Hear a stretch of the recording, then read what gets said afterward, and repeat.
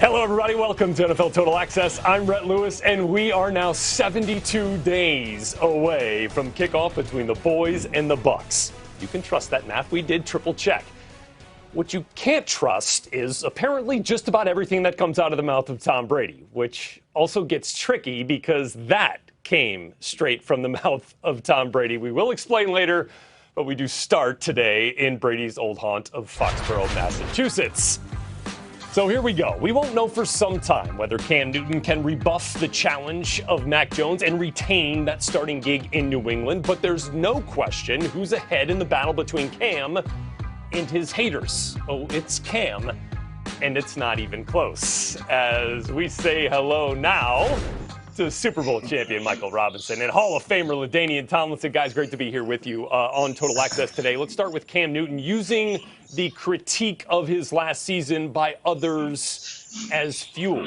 But should we still be using it, Michael Robinson, as an indicator of what to expect from Cam this season? Or is he better positioned this year, better team around him for success, even though he's got a rookie first-round pick and Mac Jones now pushing him?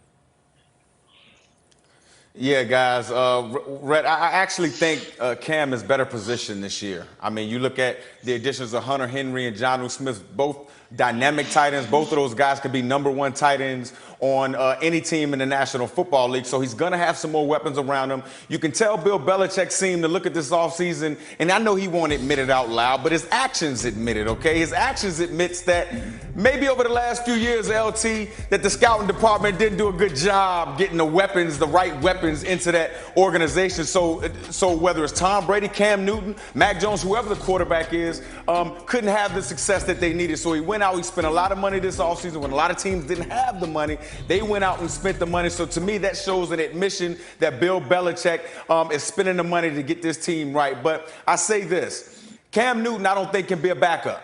So, yeah, I think he's a guy that he has to win the job. If he doesn't win the job or at some point he's not the starter, I can't see Cam Newton, a guy who owns locker rooms, a guy who's going to always be a guy who's going to be the guy that captures that locker room. I can't see him being in a backup role, LT. Yeah, I agree with you in terms of Cam Newton and the New England Patriots being positioned to make a playoff run with Cam Newton. Because when you look at everything that went on last year with the Patriots, they had a lot of ups and downs amongst the entire team. Remember, they had the most opt-outs in the National Football League at 8.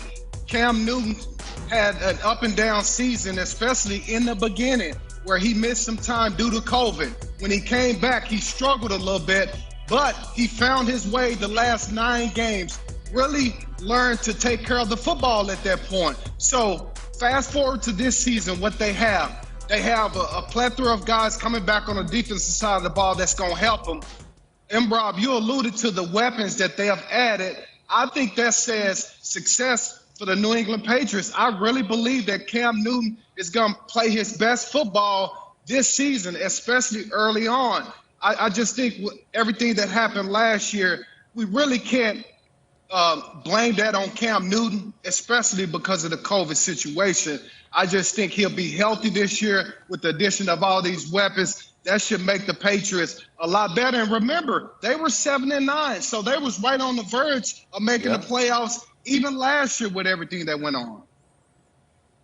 But you look at some of the games last year, LT, where, Cam was pulled, because he wasn't playing well, and then the backup quarterback came in, and, Bill Belichick at the end of the games had to say, no, Cam's our guy. You can bet your bottom dollar if that happens this year and Mac Jones has to go in, that's a wrap. It's a wrap for Cam Newton being the starting quarterback for New England.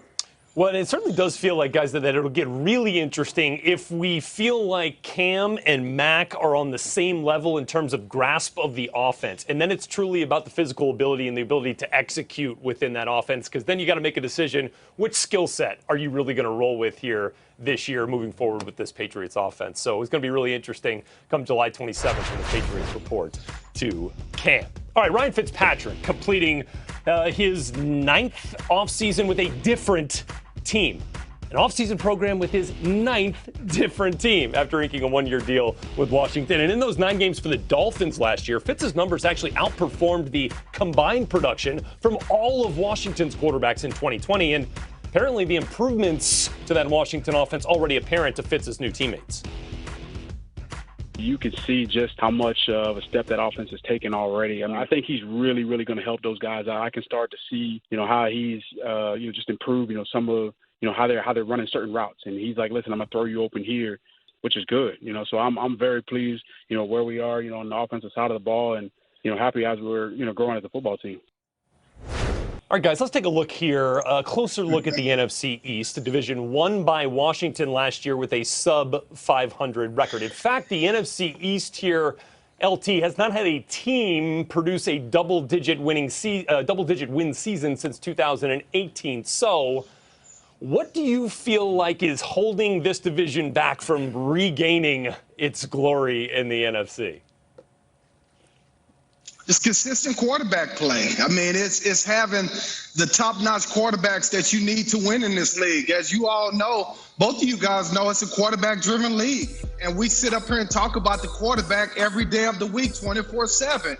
And so in this division, let's go around this division and think about all the question marks that are on all four of these teams, starting with Washington. They missed on Dwayne Haskins. After 2 years, they've let that young man go. Alex Smith tried to come back, obviously, but he has now retired. Now they have Ryan Fitzpatrick, okay? You look at the Giants. The Giants are still holding out hope that Daniel Jones is the franchise quarterback. There's still question marks about him. Philadelphia has let their franchise quarterback go in Carson Wentz. They're hoping Jalen Hurts is the guy. And then Dak Prescott has finally got paid. But how long would it take Dak Prescott to get back to playing the way he played before the injuries? So all these teams have question marks. And when you have question marks at the quarterback position, that means you're probably not going to be very good. Yeah, I get that. LT. Go ahead, Mike.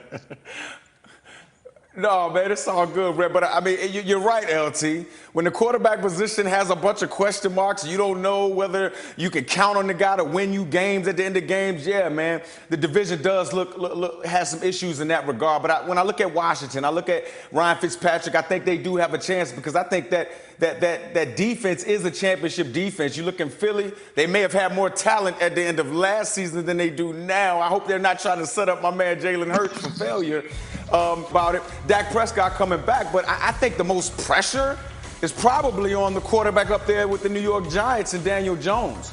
I mean, what's the number one job of the quarterback, right? Don't turn the ball over and don't make a bad play even worse. How many times have we seen Daniel Jones in situations in games where he makes a bad play or makes a bad play even worse? He needs to step up. This is a make-or-break season for him. There's no longer there's no longer the excuses to say that he don't have the weapons. The offensive line got better as the year went on last year. He now has Kenny Golladay and some other weapons on the outside for the deep threat. And then Saquon Barkley coming back with a defense that's led by Leonard Williams. So you look at this New York Giants team, I think they have a lot of questions, but if Daniel Jones does his part, they may be the most complete team in the NFC East, regardless of how the other quarterbacks play. Yeah, that's actually what I was going to ask you, LT, because I think we can pinpoint the best offense, it feels like, in this division as the Dallas Cowboys. We all agree there. And then the best defense, I don't think there's any argument, belongs to the Washington football team. But is it possible that neither one of those teams ends up being the best team in this division when it's all said and done, LT? Oh, it's very possible because Rob brings up a great point about the New York Giants. Remember, the New York Giants played really good defense down the stretch. They were very